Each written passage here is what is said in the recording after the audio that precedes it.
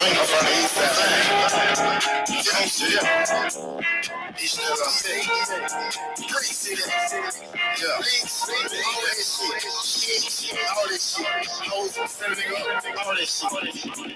Yeah, all that shit. In the club, if you get take a shiny, all that shit. Come to the face, all that shit. I'm from the 5, middle fingers on 6. Dirty land, dirty skin. Bad bitches getting hit. Put a nigga on a lick. Rob a nigga for a brick. Rob a nigga for his shit. Young nigga follow loud, turn it to a snitch. Never turn it to a bitch. Gotta keep it cool, homie. Robinson quick. Never falling off, do a nigga bad. Jason put his stick on his ass. Yeah, shoot that. Gotta get this shit 100 with you. Never switch on your mask. Go and get some money. Gotta get some money. Never hold your hand. I'm the type of motherfucker, nigga, never have my hand down. Never, stupid motherfucker in my pocket, nigga, know I got my cash hanging out. The hell on that motherfucker, long way, know that bitch hanging out. That bitch late night with the slide ball, know she like to hang out. Middle finger with the fries, I'm 6, bitch, that's where I hang out. Heartland, late night, where the motherfucker like to do the shoot out. You ain't about what you talking about, you can't hang out. Please don't try to jump off the board, you too old now. I ain't mad, nigga. Wanna be street, nigga. Sweet ass, nigga. Yeah. Put on the plate, beat, nigga. Ain't better, nigga. Been in the street. Straight face. For how long was I like? 9 years old. Middle fingers on 6. Dirty land, dirty skit. Bad bitches getting hit. Put a nigga on a lick. Rob a nigga for a brick. Rob a nigga for his shit. Young nigga follow loud. Turn it to a snitch. Turn it to a bitch. Gotta keep it cool. I'm a Robinson. Never falling off. On Friday night, it's going down. Yeah, it's me. Zone6. Gotta get this shit 100 with you. Never switch on your mask. Go and get some money. Gotta get some money. Never hold your hand. Middle finger with the 5 sticks. Tinted windows when we slide stick. Godfather Draco. No round nigga with the slide. Shoot a nigga in his spine. Niggas snitch to cut time. 21. We the Fox 5 gang. Niggas getting whacked. Snitching on man. Fast. Back it up. 2 to 3 gon' make a nigga back it up. 21. Try to strip a nigga. Gotta change my outfit. Nigga ain't black enough. Boulder Crest Road. Glenwood Road. Name a hood out whacking the seat. Niggas running to the club. Crying and saying sorry. Gang keep texting us. I get arrested and I stack it up. 21. This is not a scat pack. This a Hellcat and it's on angel dust. Nigga breaking news. Gang fuck. Nigga we dangerous. Oh yeah, I'm gonna drop in this bitch. Oh yeah, I'm here. I don't want you to think you just listen to music. But let's keep on going. Get inside that pussy, beat up, back out. Yeah, you know a nigga strangle up. That fake ass jury tangled up. On the 5, middle fingers on 6. Dirty land, dirty skit. Bad bitches getting hit. Put a nigga on a lick. Rob a nigga for a brick. Rob a nigga for his shit. Young nigga fall out, turn it to a snitch. Never turn it to a bitch. Alright. Let's get to it, right? So let's make sure everything good. Make sure all is well. And we finna talk this sports talk. Get the music out of here. It ain't monetized, so it ain't really like I need copyright or none of that. So let's talk about sports and what's been going on, man, real quick, briefly. So first thing first is off the top, your boy Stephen A. Smith and Shannon Sharp is finna be connected. You got a facelift on Fox Sport 1 with Skip Bayless. And you got a facelift with Stephen A. Smith. Most of us understand that this is going to change sports. Absolutely, yes, I am surprised you guys late at night, 2 o'clock in the morning on the East Coast, 1 o'clock Central, 12, and then 11. It is what it is. Friday. You niggas should be up, unless you niggas too old now. Again, song at the beginning, man, fuck it. It ain't monetized, so free use, fair use, whatever the proper terms is, you know. So, yeah, I just came back from the streets myself. Hanging out, you know, letting some people get in here, but I just came from the streets myself, hanging out. You know, it's Friday night. That's what we do. Barred up, hanging out with my brother. We're going to talk sports, though. Don't get it twisted. Let me just smoke a little something. All right. So let's get down to business. All right. So listen. So sports, right? So one thing about sports that look good, man, that I see, And we're gonna talk boxing, fantasy football, and probably ESPN, obviously Fox Sports 1. I look forward to Shannon Sharp and Stephen A. Smith working together. That's been a pay-per-view-ish type of dream matchup if you into watching all sports, not just boxing. And I want to wrap boxing into this, of course, as well, because I see some leakage in boxing for as these next works for Stephen A. Smith. Regardless of what musical chairs they're playing, boxing, we got to talk about that.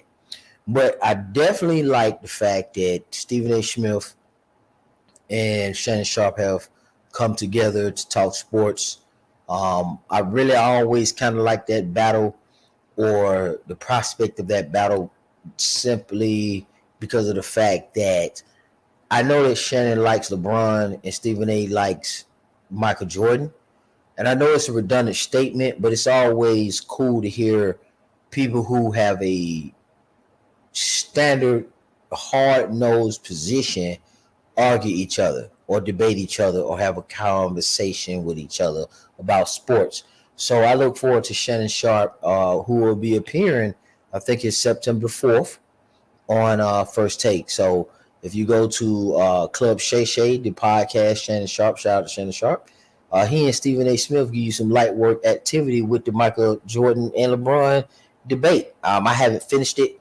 I was watching it earlier, but I have to just kind of go back and look at it just to gauge their chemistry. It seems that Stephen A. Smith and Shannon Sharp are equal in energy and passion, but they also are naturally on some opposing sides, or they have a different perspective, which is great. Now, when you move to Undisputed, you got a scenario where Lil Wayne is on there.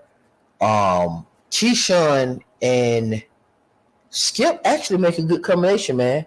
I'm not gonna lie. I think that Stephen A. Smith and Shannon Sharp makes a better combination than what Skip and Shannon was and what Stephen A. and Skip was. I think that Shannon and Stephen A. Smith would be great together, and I actually believe, and I didn't see this one coming, Keyshawn, they don't even really need Lil Wayne and the rest of these guys. Keyshawn Johnson and Skip seem to be a better fit out of nowhere. And I know what Skip was doing. He was kind of hedging his bets, making sure that he was covered on all bases by getting Lil Wayne. And I know why you get Lil Wayne. You get Lil Wayne because of the Cameron and Mace show that has had success. You get Lil Wayne because Gilly the Kid and Wallow have had success. If you're not familiar with Gilly the Kid and Wallow, Gilly the Kid is a rapper who does a podcast with his cousin who spent 2 decades or a decade plus in prison, and they interview a lot of boxers. Okay, and they do a great job at it. $1 million worth of game. If you've been keeping up with Terrence Crawford and Earl Spence, which most of you should have, I mean, you should have come across the interview with $1 million worth of game, hosted by Gilly Kid and Wallow. They've had several boxers on there at this point in time, so they're kind of like an ally for the YouTube boxing community if you're into that kind of trajectory, right? All right, so sliding right along. Skip and Keyshawn, I don't think they necessarily need Lil Wayne at this point. I think Lil Wayne should be just a little caveat. I mean, honorary guest. I do like when they have Nelly, and I do like when they rotate the rappers in and actors in and stuff like that, especially if the actors or rapper got an album or something coming out. I really like that because it gives you a fresh perspective, and I think First Take got that. I don't think you need to give Lil Wayne a permanent stay. I think it need to be more of a rotating feature with a artist or a entertainer to some degree. If you want to pull and galvanize from that, it is what it is type of feel. And it is what it is the rapper Cameron and Mace. And essentially the story is this. These two guys invested into a podcast, and it is what it is. They talk about sports straight up and down. They don't hold no punches. They keep it all the way to 100, and they cook. And a lot of people are trying to duplicate that formula allegedly, based on what they say. So it is what it is. It's with Cameron and with Mace. So a lot of people are trying to bring in some entertainers and some fresh rappers and stuff like that. But yeah, I got this my brother over here. He slumped when he was out there drinking, so he ain't got no more left in him. He over here. I thought he was gonna talk sports with me, but he slumped. He out here. So it's just me by myself. So anyway, um, it is what it is. Is like I said with Cameron and Mace, two historically notable rappers, and they did the show or they're doing the show. It is what it is, and it turns out to be a hit. So a lot of people feel like the hit is in the rappers as opposed to the format and the conversation. But what Skip don't understand, or what Skip needs to realize or understand, is that hey, Skip, just feature Nelly, Wayne, and those actors and rappers on there, but you and Keyshawn got something that's special. I think they found their swag. I think Keyshawn and Skip is a little bit better as a pairing. All right. Now, they did touch on boxing today, FS1 with Lil Wayne, Keyshawn Johnson. It was brief. You could tell that they don't have too many boxing heads on there outside of Max Kellerman and relying on Teddy Atlas. If that, the boxing is brief. Appreciate them for it, but I like $1 million worth of game because they go a little bit more in depth. I even like Sway Universe. They go a little bit more in depth when the fighters are on their fighting tour and stopping by New York.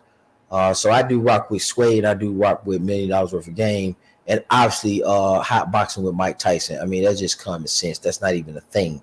We know Mike Tyson is great for boxing. It is what it is.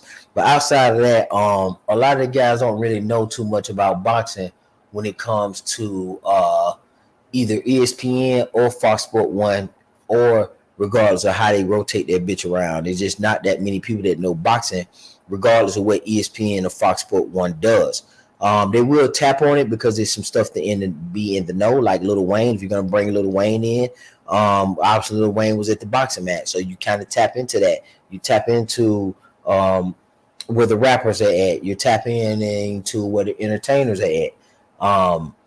And that's why I say Skip don't need to make Wayne permanent. I think he just need to rotate celebrities out that kind of have an understanding about sports and what they saw from an eyewitness account, because I think he and Keyshawn are better fit together. Now, when it comes down to football, it's a lot been going on, a lot been popping. We got Dalvin Cook. He lands himself with Aaron Rodgers and the Jets. Both of these guys trying to get a bang for their buck, and they trying to get a Super Bowl with the Jets. Dalvin Cook and Aaron Rodgers trying to get a second one, respectively. So that's a good pairing. I do like that matchup. Ezekiel Elliott is now with the New England Patriots.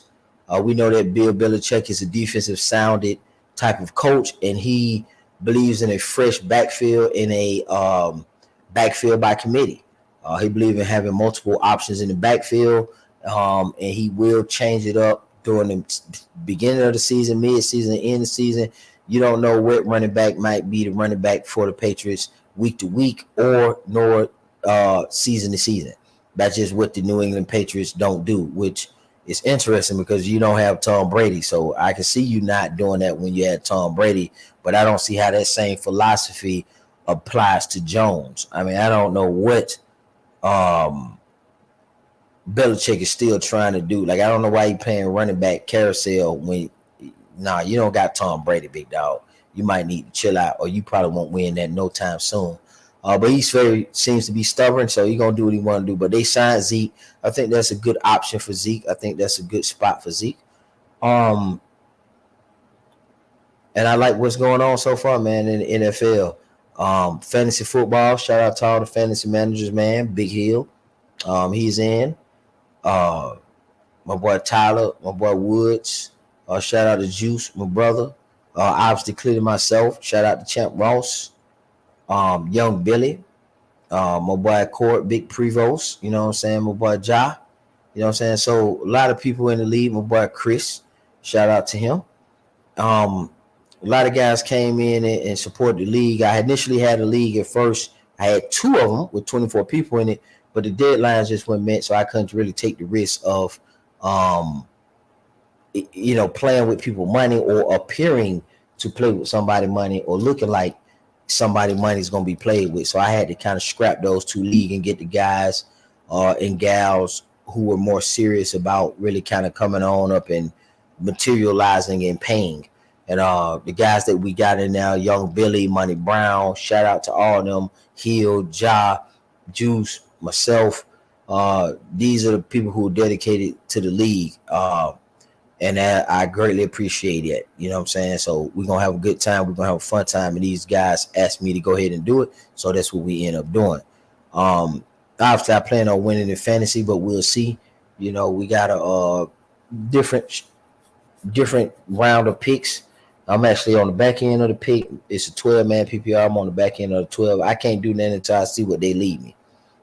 They lead me to which they are, because they can't take everything. I'm gonna be left with multiple options after the first 11 guys make their pick. So I'll be at the back end of 12, so I get to just eat back to back. But it is what it is. So shout out to the whole fantasy game. It is what it is. We're gonna see, get that big pot. Somebody get the first place want to get 900. Second place get 200, and third place get their money back, which is 100.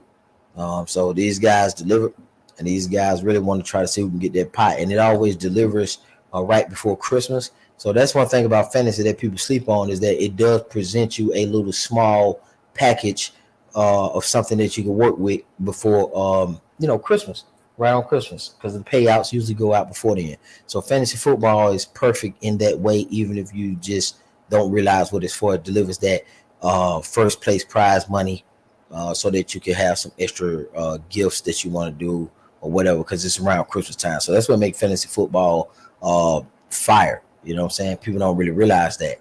But anyway, that's it with the Fantasy Football League, man. We did our thing. I appreciate the 12 managers. I shouted them out already. Those are the guys who are going to compete and do what it is that they do. So I look forward to that. That's going to be fun. That's going to be exciting. In the football realm, Joe Burrow, he's back at practice. The Falcons backfield, what are they gonna do? They got a committee, got Algier, they Bijan Robinson, and they still got Cordell Patterson.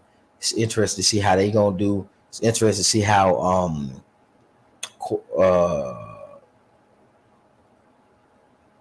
Calvin Ridley gonna do after the gambling scandal and him and Trevor Lawrence and Watson. Just trying to see what he gonna do after the scandal and the issues that he's had throughout his career thus far with the allegations down in Houston. So he's removed from that a little bit. Let's see what he does up in Cleveland and see how he affects that. Outside of that, man, it's just normal football that's going down. Most of the drafts are happening this weekend. Thursday night kickoff is next Thursday, so everybody probably gonna be in spot for that game. Everybody should have their fantasy teams together to watch that first game. So it's gonna be locked in and it's gonna be fun. It is what it is, right? Now to this boxing thing. All right. Let me make this clear. I'm in one of these Slim Jims, y'all. So bear with me. All right. So let me say this. This Terrence Crawford and Earl Spence shit, right? Man, ain't nobody taking this shit serious like that. Crawford taking it serious, I'm sure. Everybody trusts Terrence Crawford to do what he's supposed to do. And let's go ahead and whoop this guy ass even faster. Terrence Crawford delivers. There's nothing of evidence of note that would show that Earl Spence has a chance to beat Crawford. How do we go from it being maybe a 50-50 fight for some or across the board because of Earl Spence's attributes that got neutralized, but somehow we think he's going to figure some shit out that we ain't never seen before, and he's going to go ahead and beat Terrence Crawford? Man, you guys are tripping. I mean, he's just stronger than Spence. He's everything better than Spence. He said it. He said He do everything better than Spence. Spence is just too slow, man. Spence only shot is a lucky shot. Now, I mean, anybody can get clipped. Don't get it twisted. Terrence Crawford going here with that bullshit and get clipped, man. It's over. Don't get it twisted now. All right? Don't get it twisted. And like, Earl Spence can't just clip that nigga chin and it's over with. Change the whole fight. I'm just saying that assuming all things is normal, it's going to be the same result, but worse. This is good because Terrence Crawford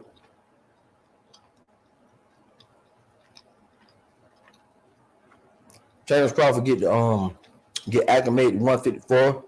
He get to put the nail in the coffin for Earl Spence because we waited for years to get the fight. So fuck it, give us two. Earl Spence won it. He's a grown man. He know what he got to do. You got to give him a chance. My prediction is destruction. He gonna stop him in 5 at 154. And then I think Terrence Crawford gonna go up and fight Canelo, and I think he's gonna beat Canelo. So I'm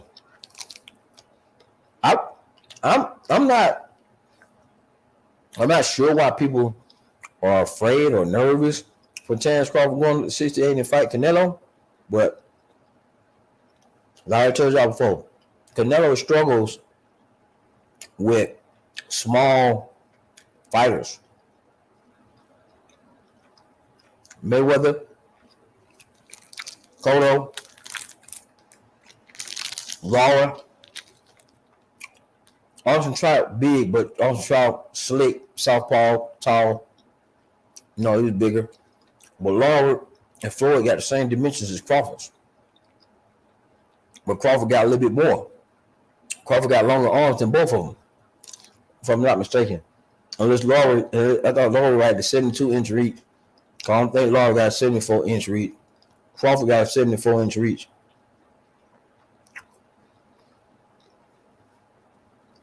That's crazy.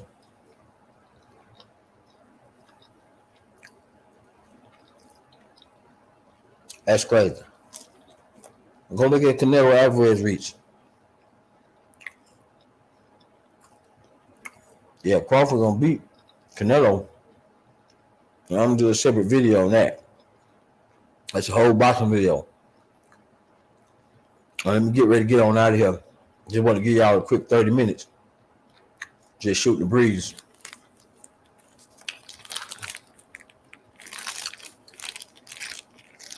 Go ahead and make myself a drink. But yeah, I think Canelo loses.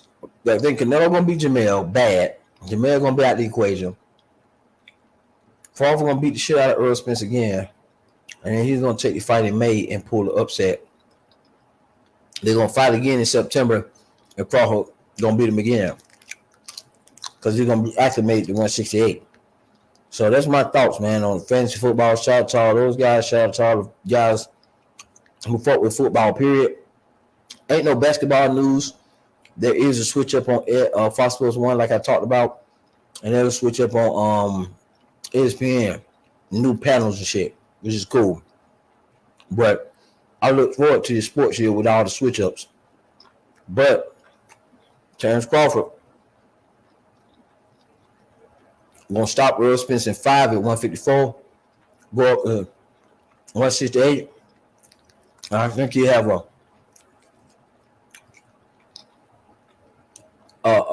easy time against Canelo for us dancing all night, and I think Crawford gets acclimated to the weight, gets a little stronger, and realize some shit about Canelo. They're gonna take him to break down Canelo over 2 fights, and then in the second fight in September, he gonna stop Canelo, and Terrence Crawford gonna retire. Crawford finna beat Earl Spence for some kind of vacant belt. He'll jump up 2 weight classes.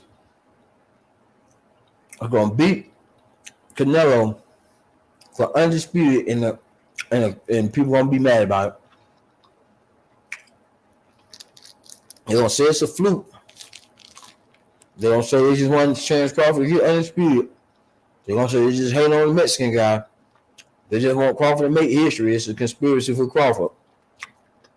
When he whooped Canelo ass, then they'll have a rematch.